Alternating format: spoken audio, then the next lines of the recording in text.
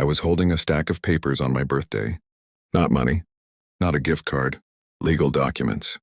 And when I realized what they were, my knees gave out, my vision blurred, and I started crying in front of my entire family, because the little girl I raised after my brother died had just chosen me as her father.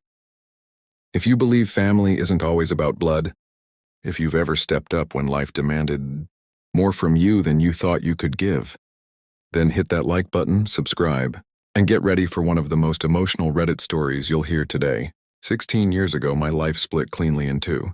There was the life before the phone call, and everything that came after. I was 22 years old, still figuring out adulthood, still broke, still unsure of who I was supposed to become. That night, I was babysitting my 2-year-old niece while my older brother, his wife, and their son were driving home from a family visit. I remember sitting on the floor, stacking colorful plastic blocks with her. She laughed every time the tower fell. That sound, it still echoes in my head. Then my phone rang. I didn't even answer it right away. Something inside me knew. By the time I did, the world had already ended. A drunk driver. A head-on collision. No survivors. My brother. His wife. Their oldest son. Gone. I don't remember screaming. I don't remember standing up. I just remember holding my niece tighter than I ever had before. Her tiny fingers gripping my shirt while she slept against my chest, completely unaware that her entire world had just been erased. The days after the funeral were a blur of grief, paperwork and whispered conversations. Both families were devastated. Everyone loved her. Everyone wanted what was best. But no one wanted to say it out loud. Eventually I did. I'll take her. The room went silent. I was young, single, no real career, no house. Just a broken heart and a promise I didn't know how I'd keep. But I meant it. Months of back and forth followed. Social workers, lawyers, forms I didn't understand. Questions that felt like accusations. Are you financially stable? Do you understand the responsibility? What if you change your mind? I never changed my answer. And eventually, I became her legal guardian. Overnight, I stopped being just an uncle. I became everything. I learned how to braid hair from YouTube tutorials at 2 in the morning. I learned bedtime routines, school schedules, doctor appointments. I learned how to be calm when I was terrified. She called me uncle at first. Then one day, without thinking, she called me dad. I didn't correct her. Years passed. I got married. Had 3 biological kids of my own. But she was never treated differently. Not once. Same rules, same punishments, same love, same college savings fund, same late-night talks, same hugs. She knew the truth, though. We never hid it from her. She knew who her parents were.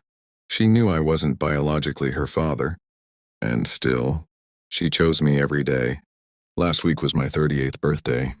I wasn't expecting anything special. Maybe a cake, a few jokes about getting old.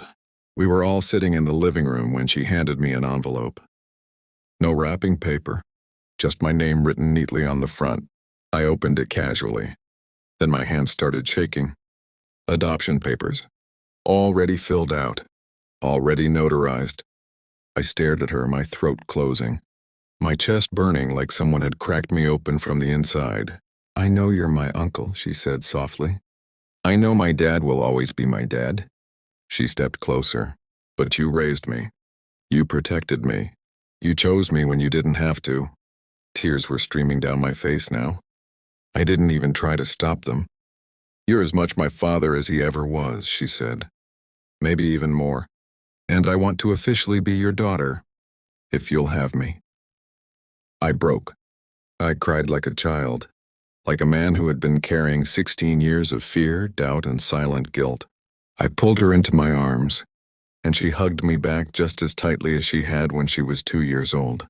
I signed the papers, without hesitation. The justice wasn't revenge.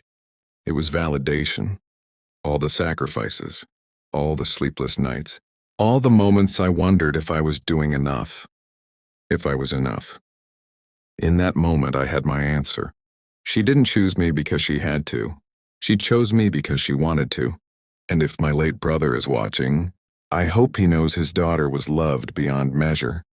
Family isn't just who you're born to. It's who shows up, who stays, who chooses you again and again. If this story moved you even a little, hit that like button. Tell us in the comments what does real family mean to you? And don't forget to subscribe for more powerful, emotional Reddit stories just like this.